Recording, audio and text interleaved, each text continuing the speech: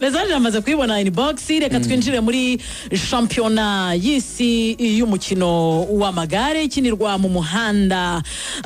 U Rwanda rwakoze amateka yuko ku munsi w'ejo bagize batya umuatlete wa mbere afata imihanda mu bagore yari Saverine, hanyuma ku ruhande rw'abagabo n'ubundi yari umunyarwanda niwe wabimburiye abandi Nsengiyumva Shem.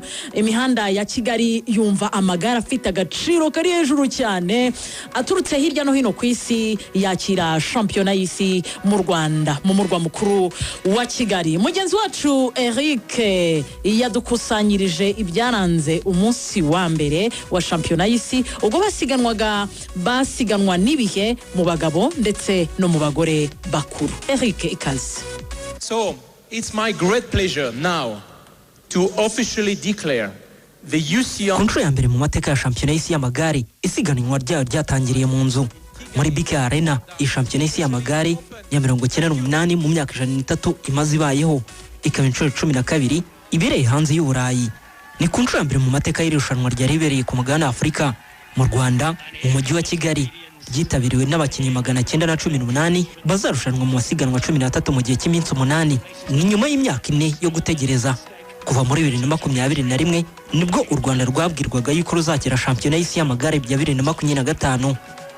Umunsi wa mbere wari wo gusiganwa n'ibihe mu bagabo no mu bagore mu cyiciro cy'abakuru.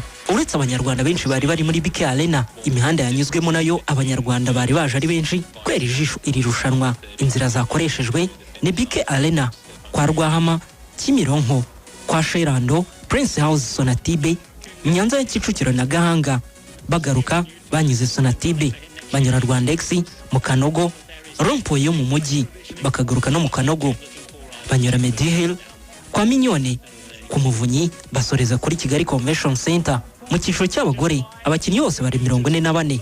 Watangiye n'umunyarwandakazi Nirere Saverine, naho wasoje ni Demi Valering umuhorandi wari witezwe na benshi n'umunyamerika Degel Clow. Nirere Saverine umunyarwandakazi mushiki wa Ndayisenga Valence wakinite mu Rwanda niwe hagurutse mbere y'abandi bose ku isa y'isa 4:22 aho yaragiye gukora intera y'ibirometero 31 na metero 200. N'abandi bakomeje guhaguruka kugeza kuri Demi Valering nawe wahagurutse. Ahanga buri mukinnyi wese yasiganwaga n'ibihe ku giti cye. Umuhanda w'amabuye azwi nko kwa Munyone niwe wagoye abakinnyi bose, ariko kandi niwe wakoze itandukaniro. Aka gace karangiye abakinnyi bose 44 bagasoje. Umusuisikazi Marlene Russell niwe wegukanye iri siganwa rya mbere rya shampiyona y'isi ya 2025 mu cyiciro cy'abagore basiganwaga n'ibihe Women Elite Individual Time Trial. Russell yakoresheje iminota 43 ku ntera y'ibirometero 31 na metero 200 arusha Anna van der Breggen amasegonda 51. Niwe wahise wambara umwenda w'umukororombya.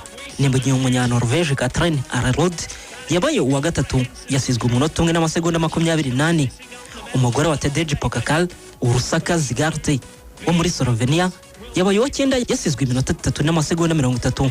Nirere Saverine w'umunyarwanda wahagurutse ari uwa mbere yabaye wa 27 akoresha iminota 50 n'amasegonda 7. Arushwe iminota 6 n'amasegonda 58 niwe wabaye wa mbere.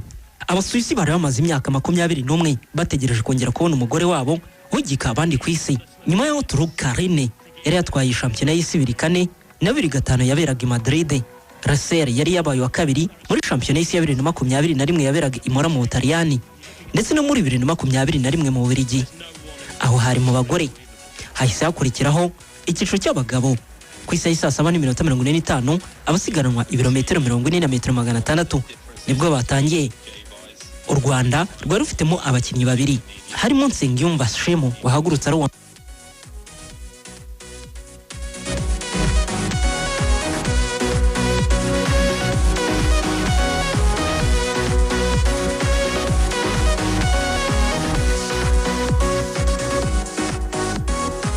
ni mugenzi wacu Ndagijimana Eric wagarukaga ku byaranze umunsi wa mbere wa shampiyona y'isi y'umukino w'amagare.